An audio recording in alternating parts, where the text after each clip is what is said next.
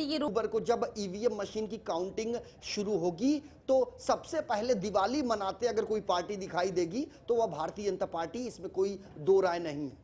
संजय, जानना चाहेंगे केंद्र में बीजेपी की लहर है और उसी प्रकार से अगर देखा जाए तो महायुति टूट चुकी है, तो कहीं ना कहीं ये जो एग्जिट पोल की संभावनाएं जताई जा रही हैं, क्या महायुति टूटने का शिवसेना को यहाँ पर कहीं ना कहीं नुकसान है?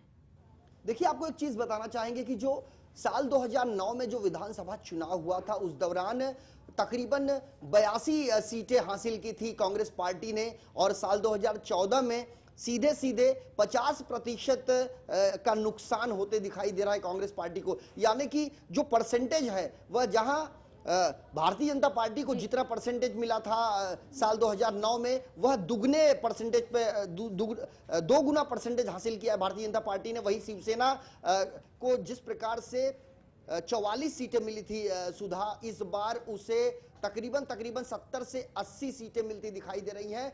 ऐसे में वो एक प्रकार से एकला चलो की तर्ज में एक चीज तो साफ है कि लोगों को वोट ज्यादा मिले हैं, सीटों की संख्या बढ़ने के आसार हैं। महायुति के तुलना में एकला चलो की तर्ज पर जो चुनाव लड़ा गया है वह कहीं ना कहीं से फायदेमंद साबित हुई है दोनों पार्टियां। और आपने जिस प्रकार से मोदी फैक्टर की बात करी है, जब लोकसभा चुनाव हुआ था पूरे भारतवर्ष में मोदी साहब की लहर देखी गई थी। यही कारण था कि बड़ी संख्या में भारतीय जनता पार्टी के पाले में जो लोकसभा की सीटें हैं वो आई थी। और अब यहां पर जिस प्रकार से 26 चुनावी जनसभाओं को नरेंद्र मोदी साहब ने महाराष्ट्र में संबोधित किया है, उसका यह नतीजा निकलकर सामने आ रहा है कि भारतीय जनता पार्टी के जो भी उम्मीदवार मोदी साहब की नाव में बैठ के जो नाव पर सवार हुए, उनकी वैतरणी कहीं ना कहीं से पार होती दिखाई दे रही है। तो ये कहने में कोई अतिशयोक्ति नहीं है कि मोदी लहर जो है उसका असर महाराष्ट्र विधानसभा चुनाव पर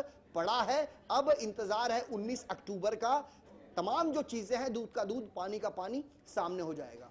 एक आखिरी सवाल संजय, जाते जाते आपसे जानना चाहेंगे कि एग्जिट पोल जो संभावना जता रहा है उससे क्या लगता है आपको कि मोदी लहर का ये परिणाम है?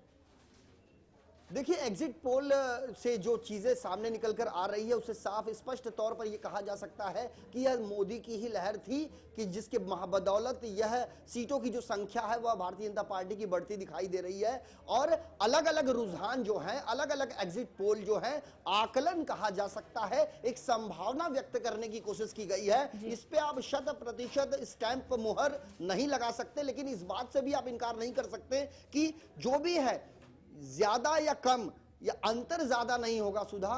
जो भी आकलन एग्जिट पोल के माध्यम, चाहे चाणक्य हो, एबीपी हो, तमाम जो